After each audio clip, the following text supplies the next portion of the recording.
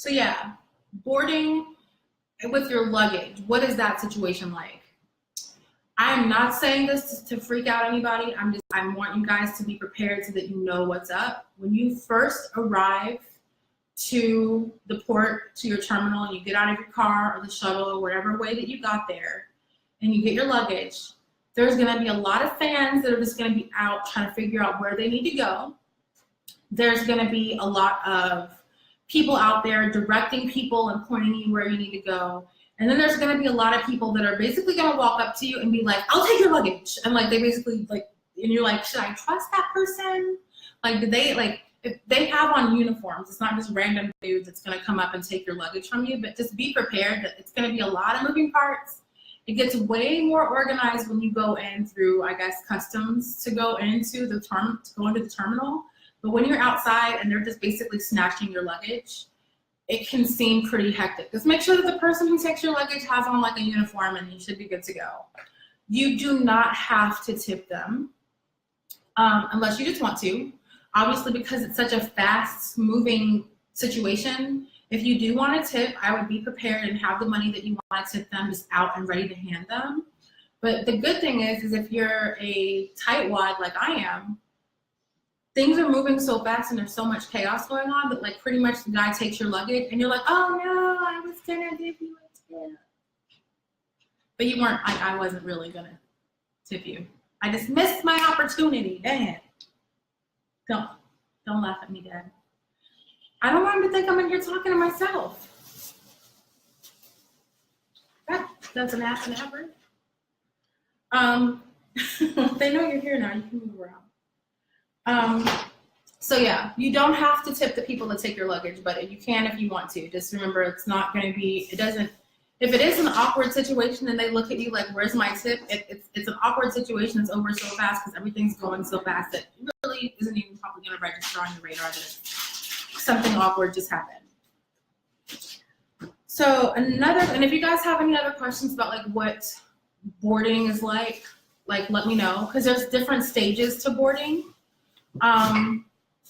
I'll do a different vlog like later on deboarding, disembarking, is that what it's called? That's a different process than boarding. It's chaotic a little bit, but it's less chaotic than what boarding is like. Once you have given them your luggage and you're headed in and you're in customs, you basically will present them with whatever documentation that you brought. One thing that I do know for sure, but still check on Carnival's website and verify what I'm telling you, because policies could have changed. But the last couple times that I've cruised, I've since gotten my passport, so it's not a problem for me. But the first few cruises that I had, I didn't have my passport. Basically, what I took with me was my driver's license and a copy of my birth certificate.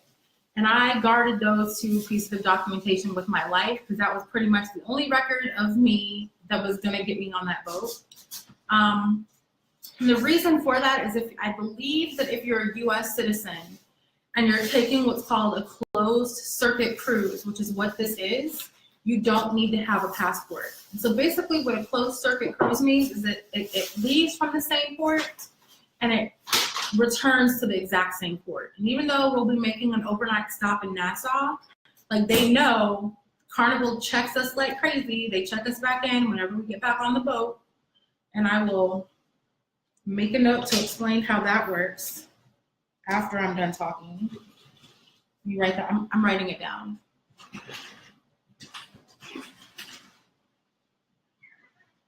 They know that you basically had to go through a security check to even get back on the boat from Nassau, where we're going, not Nassau, that was the Bahamas, from wherever we're going in Grand Turk.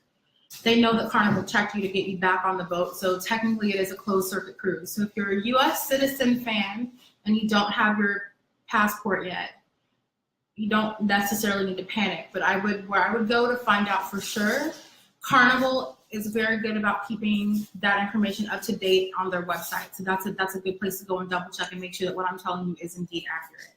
It was in December of 2016. I know that for a fact because I went on a cruise with someone who didn't have a passport, who took a driver's license and a birth certificate, and that was documentation enough. But basically at the point that you go through customs, you present your documentation, whatever the case may be. You go through a metal detector. They basically use the like wand thing to check and make sure you're not bringing a gun in or something. And then you go like walk walk a little ways. You go up some elevators, I think, and then you're in that terminal space that I was talking about yesterday. That's like a giant airport waiting room. And then the rest of the festivities kind of kick off, like I mentioned last night. But if you guys have more questions about boarding and like what goes into that, definitely let me know, and I'll either get back to you if I get enough of the same questions or the same type of questions. That's usually when I'll include them in another vlog video. So one question that I got quite often from a lot of you guys was packing for the weather. This cruise, and even if we were taking this cruise in like October, I would tell you to pack the same way.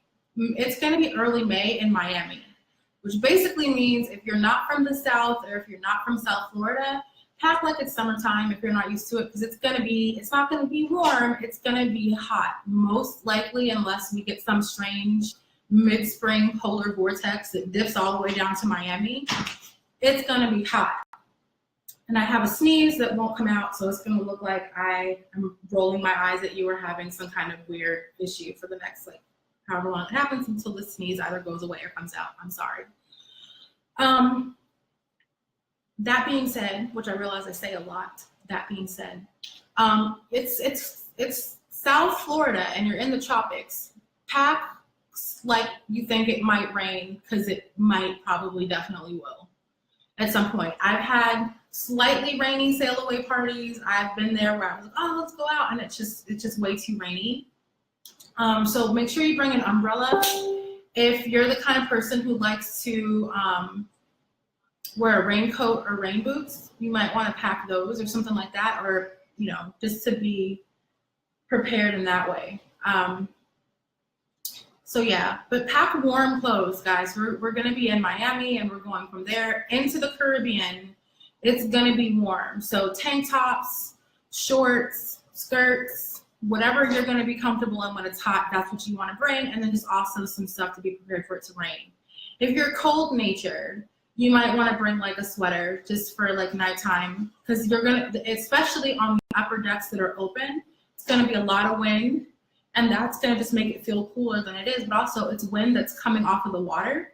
So it might be a little bit colder air than you're expecting, given what the temperature actually is, especially at night during the deck parties. So if you're worried that you might get cold or that it might rain, when you're considering your outfit or your costume for deck party, you might want to like plan in your mind to have some kind of component of that costume that's going to be convertible for if it rains. If it rains, and it's like really bad, they're gonna move the party inside to the atrium anyway, so that's really not an issue. I am not cold natured at all, so I probably won't even bring any kind of jacket when I could save that room in my luggage for something really important, like highlighter and contour kits and like all my stuff that beat my face. So yeah, when it comes to packing, I would bring comfortable shoes, bring flip-flops, because I mean, you're on a cruise, and like I said, I'm hoping that they don't jam pack this one with too much stuff to do, and that you actually are able to find time to enjoy the ship, especially if the weather is nice. There's water slides on this giant moving floating hotel that you can enjoy. There's pools, there's hot tubs, so definitely bring a swimsuit. If one of the events, and I'm assuming that it will be because we're going to be in the Caribbean, there wasn't a beach party at the last cruise, the European cruise, and honestly, thank God, because it was too cold. That was May, but that was May in like the Mediterranean, in like a northern clime. That was not May like near the equator. So it was much colder then. Forgot what I was saying just then. I like literally thought, boop, it's gone. If you guys remember what I was just saying, let me know. But otherwise, maybe it'll come back to me. Oh yeah, swimsuit. Bring a swimsuit and bring comfortable like flip-floppy type shoes. Beach party. That's what I was saying. Because you're gonna want to wear your swimsuit for the beach party probably, or something beachy if it's not a swimsuit, to enjoy that, because you're going to be on the sand frolicking with the Backstreet Boys. Dress accordingly, bitch. But yeah. So speaking of, sorry, I got another message. Let me check that before I move on to the next topic.